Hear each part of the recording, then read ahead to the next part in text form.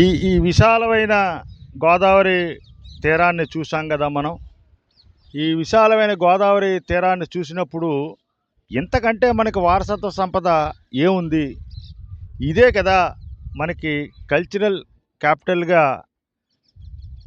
ఎవరైతే ప్రకటించవలసిన అవసరం ఎంతైనా ఉంది అనే దానికి మాత్రం కొత్తగా ప్రభుత్వం ఏర్పడింది, కొత్త ప్రభుత్వాలు వచ్చాయి, కొత్త శాఖలు వచ్చాయి. కాబట్టి మనం ఈరోజు నుంచి రాజమండ్రిని ప్రకటిత కల్చరల్ సిటీగా చేయాలనే ఒక దాన్ని అయితే మనం ఈరోజు నుంచి ప్రారంభించాం.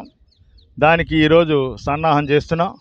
దీనికి సంబంధించి ఏదైతే మనకి భాష లేకపోతే సంస్కృతి సాంప్రదాయాలను మనం ఏ విధంగా పరిరక్షించుకోవాలనే అంశం మీద డాక్టర్ పివిబి సంజీవరావు గారు ఆయన కందుకూరు మీద పరిశోధన చేసి డాక్టరేట్ సంపాదించారు. వారు తెలుగు అధ్యాపకులుగా వీరేశలింగం పాఠశాలలో పనిచేస్తున్నారు. వారు దీనికి సంబంధించిన మౌఖికం ఇస్తారు. వేదంలా ఘోషించే గోదావరి అమరధామంలా శోభిల్లే రాజమహేంద్రి అన్నాడా మహాకవి. వేదంలా ఘోషించే గోదావరి కన్నా అమరధామంలా శోభిల్లే రాజమహేంద్రి యొక్క చరిత్రని నిక్షిప్తం చెయ్యాలి అంటే మనకి ఎన్నో గంటల పుటలు సాహిత్యం మనకు కనపడుతూనే ఉంటుంది.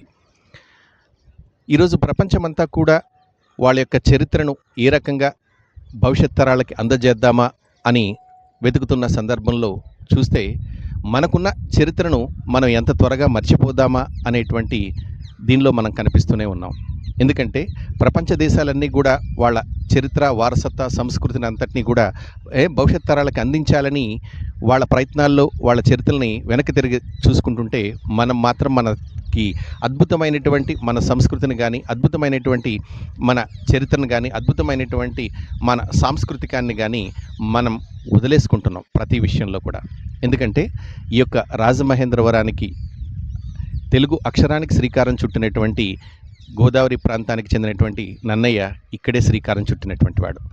అంతేకాకుండా ఆధునిక కాలానికి కావాల్సినటువంటి సాహిత్యం అంతా కూడా ఇక్కడే మనకి పురుడు పోసుకుంది. ఒక నవల కానీ, నాటకం కానీ, ప్రహసనం కానీ, వ్యాయం కానీ, మొత్తం ఆధునిక కావాల్సినటువంటి ప్రతి సాహిత్యము కూడా అట్లాంటి అక్షరానికి శ్రీకారం చుట్టబడినటువంటి ఈ గడ్డని ఎప్పటి నుంచో మనం సాంస్కృతిక రాజమహేంద్రవరంగా మనం చెప్పుకుంటూనే ఉన్నాం. మరి ఆ సాంస్కృతిక రాజమహేంద్రవరాన్ని ఈరోజు అధికారికంగా మనం ప్రకటించుకోవాల్సినటువంటి ఆవశ్యకత ఎంతో ఉంది. ఎందుకంటే హెరిటేజ్